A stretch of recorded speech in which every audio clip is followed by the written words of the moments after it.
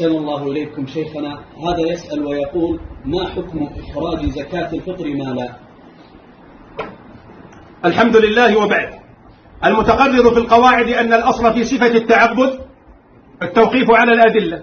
احفظوها مني قاعدة حتى ننطلق منها. الأصل في صفة التعبدات ما هي؟ التوقيف.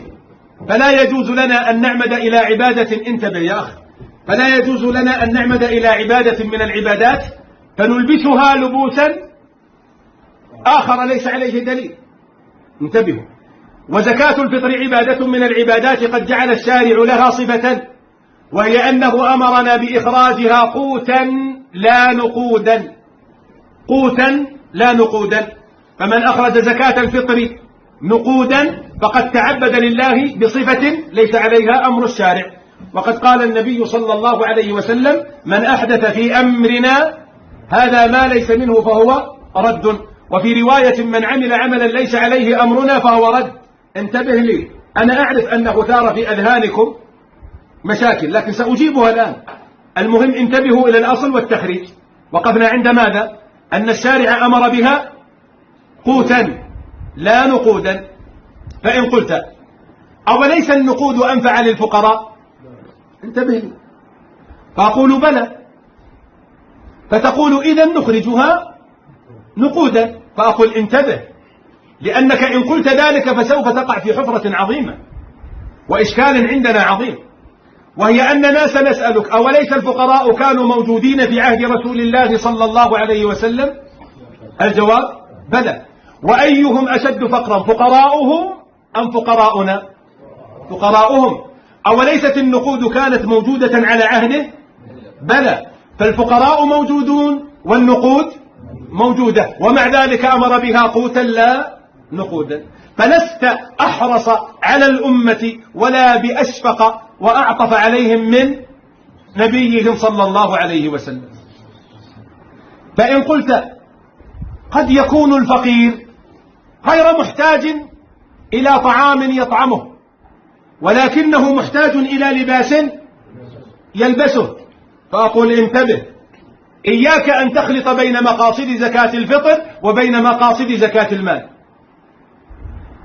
انتبهوا لي، أعيدها مرة أخرى: إياكم أن تخلطوا بين مقاصد زكاة الفطر ومقاصد زكاة المال. فإن إلباس الفقير لا شأن له بزكاة الفطر، وليس من مقاصد زكاة الفطر إلباسه. وسداد فواتيره ليست من مقاصد زكاة الفطر وإنما من زكاة المال.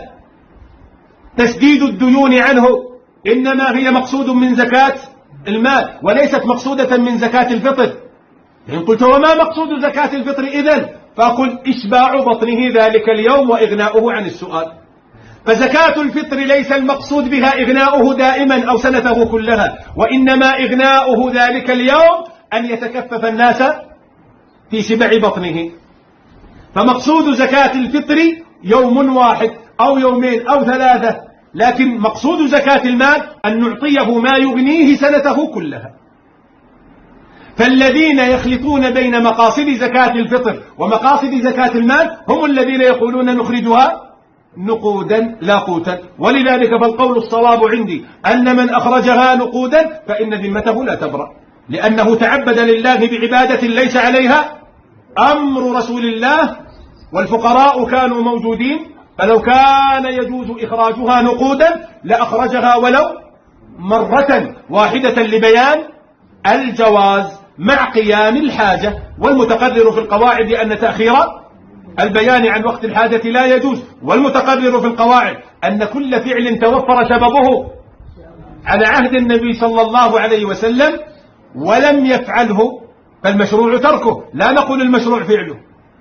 فإخراجها نقودا للفقراء من الأفعال التي توفر سببها، وهي وجود الفقراء والقدرة على المال، ومع ذلك لم يفعلها النبي صلى الله عليه وسلم، فنقول المشروع تركها. وهذا هو الحق عندي والذي لا ريب عندي فيه، والله أعلم.